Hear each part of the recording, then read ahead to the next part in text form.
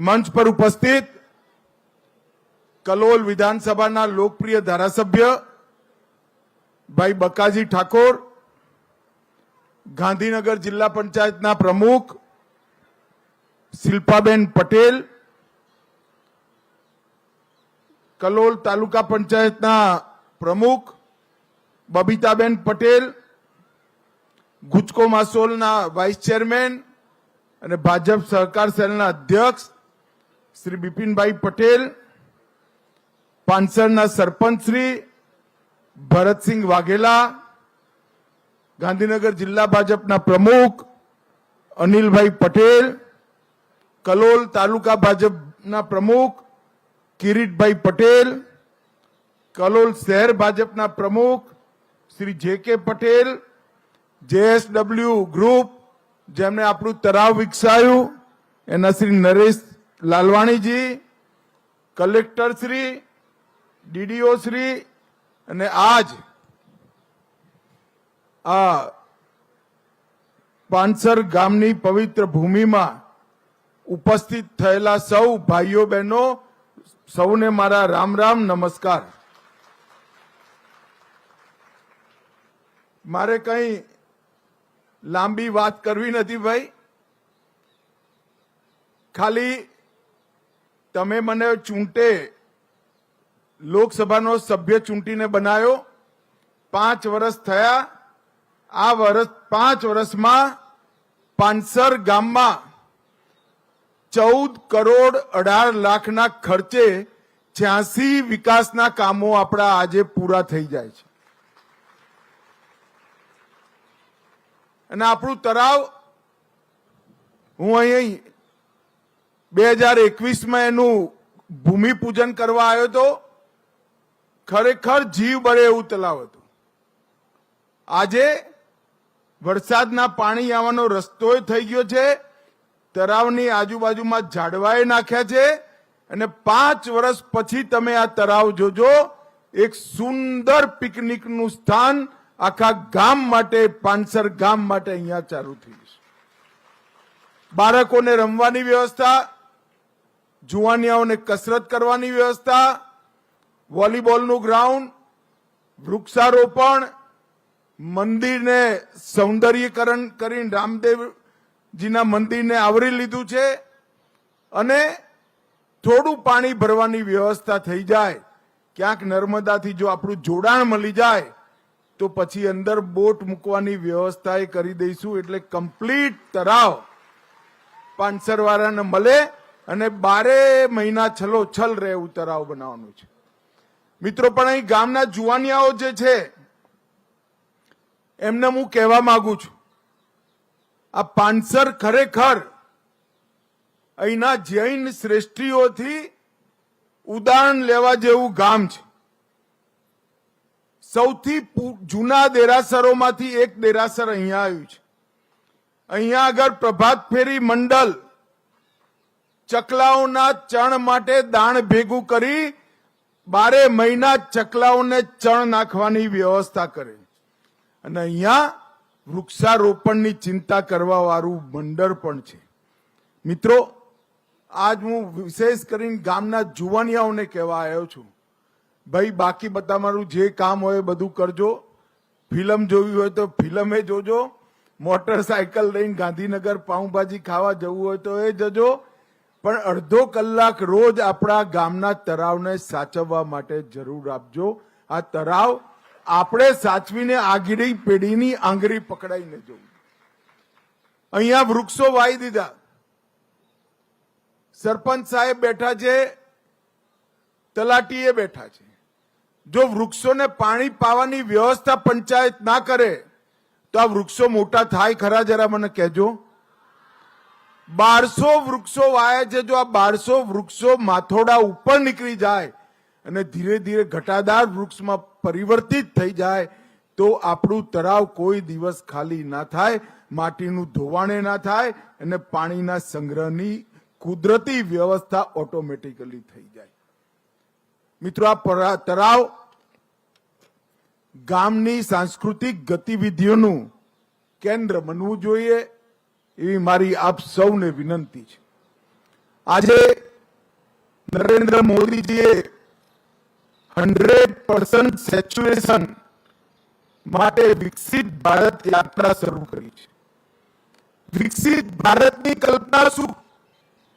Road, રસ્તા, ઓવરબ્રિજો, સુરક્ષાની વ્યવસ્થાઓ, ચંદ્રયાન ચંદ્ર સુધી પહોંચે એ તો છે જ, પણ એની સાથે સાથે ભારતના દરેક નાગરિકને ઘરનું ઘર મળે, પીવાનું પાણી મળે, ઘરમાં જાજરૂ હોય, લાઈટ હોય, ગેસનું સિલિન્ડર હોય અને ગરીબ માણસને મહિને 5 કિલો અનાજ પણ મળે અને 5 લાખ સુધીની વર્ષમાં આરોગ્યની બધી સેવાઓ મફતમાં મળે, એ પ્રકારનું ભારત બનાવી નવી પેઢી પડતી થાય, નવી પેઢી કમાતી થાય, કામ કરતી થાય અને સૌના સહિયારા પુરુષાર્થથી ભારત મહાન બને, એ જ વિકસિત ભારતની કલ્પના છે.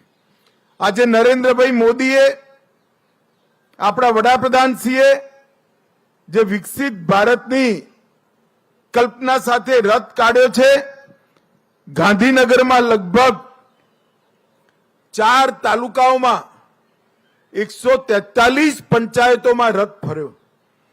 80,000 થી વધારે લોકો જોડાયા અને 61,000 થી વધારે લોકોએ પોતાના આરોગ્યની ચિંતા કરી અને 60,000 લોકોની ટીબીને ચેક કરવાનું કામ કર્યું.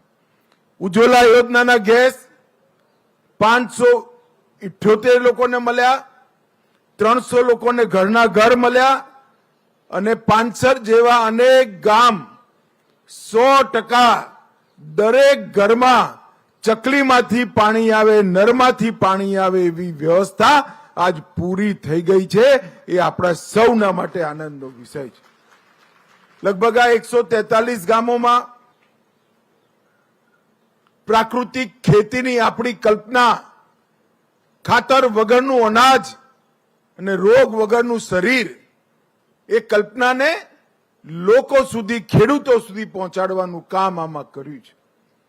મિત્રો, આપણા શરીરમાં અનેક પ્રકારના જે રોગો આજે જોવા મળે છે એનું મૂળ કારણ ખાતરનો અધિક ઉપયોગ છે. હવે આપણા ગવર્નર આચાર્ય દેવવ્રતજીએ વર્ષોથી આપણી પુરાણી પ્રાકૃતિક ખેતીની વ્યવસ્થાને પુનર્જીવિત કરી છે, જેનાથી ઉત્પાદન પૂરું થાય છે, ખર્ચો એ ઘટે અને તમે જે ઉત્પાદિત કરો એ ખાવાવાળાનું સ્વાસ્થ્ય પણ, એનું આરોગ્ય પણ સારું થાય.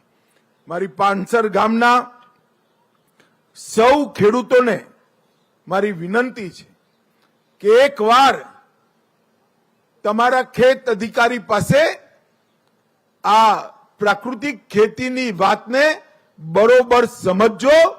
તમે અનેક લોકોને સાજા નવરા રાખવાનું કામ, એનું પુણ્ય તમારા ભાગ્યમાં લખાઈને જશો.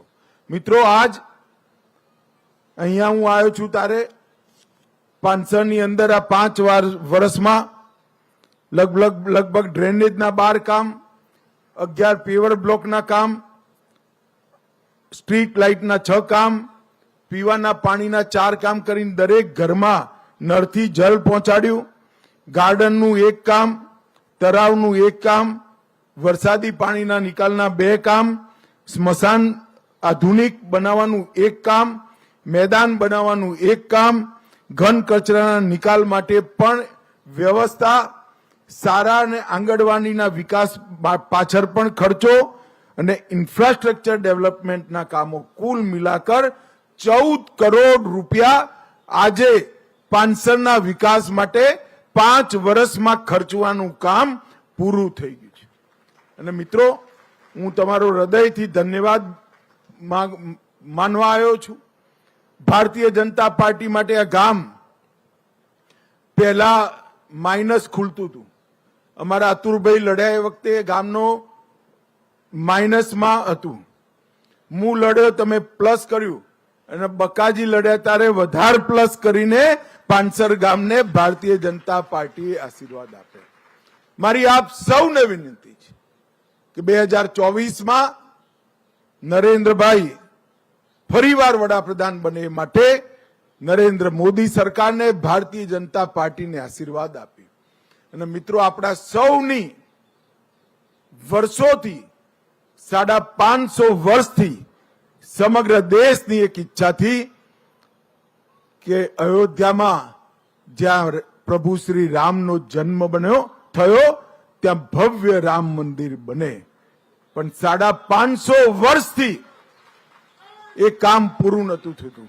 નરેન્દ્રભાઈને તમે બધાએ 2019માં વડાપ્રધાન બનાયા અને આ 22મી જાન્યુઆરીએ 2024ના દિવસે રામલલ્લા પોતાના ઘરની અંદર 550 વર્ષ પછી પ્રસ્થાપિત થશે.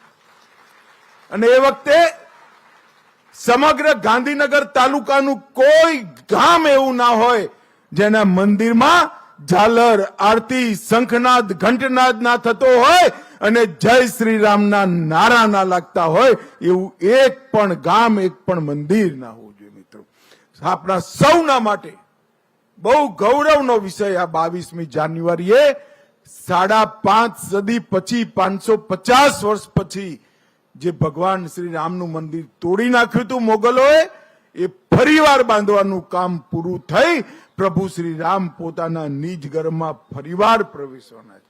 એ વખતે ગાંધીનગર તાલુકાના સૌ લોકોને મારી વિનંતી છે કે પોતપોતાના ગામની અંદર જે સમય નિર્ધારિત થયો એ સમયે મોટી આરતી અને પ્રભુ શ્રી રામના પોતાના ઘરમાં પ્રવેશવાના ઉત્સવને ઉજવવાનું આપણે સૌ કામ કરીએ. અને આ ઉત્સવની અંદર પૂરા દેશની સાથે સાથે આપણો ગાંધીનગર તાલુકો પણ, કલોલ તાલુકો પણ એની અંદર જોડાય એવી મારી આપ સૌને વિનંતી છે. ફરી એકવાર આજે તળાવના લોકાર્પણ પ્રસંગે અને વિકસિત ભારત સંકલ્પ યાત્રાના સમયે આપ સૌ આટલી મોટી સંખ્યામાં આવ્યા છો ત્યારે આપ સૌનો હું હૃદયપૂર્વક આભાર માનું છું. અને ફરીવાર જુવાનિયાઓને વિશેષ કરીને કહેવા માંગુ છું કે તળાવની અંદર એક યુવક મંડળ જેવું બનાવી આ બધા વૃક્ષો આપણા માથાથી ડબલ મોટા થઈ જાય એવી વ્યવસ્થા કરજો. એટલી જ વિનંતી. ભારત માતા કી જય. ખૂબ ખૂબ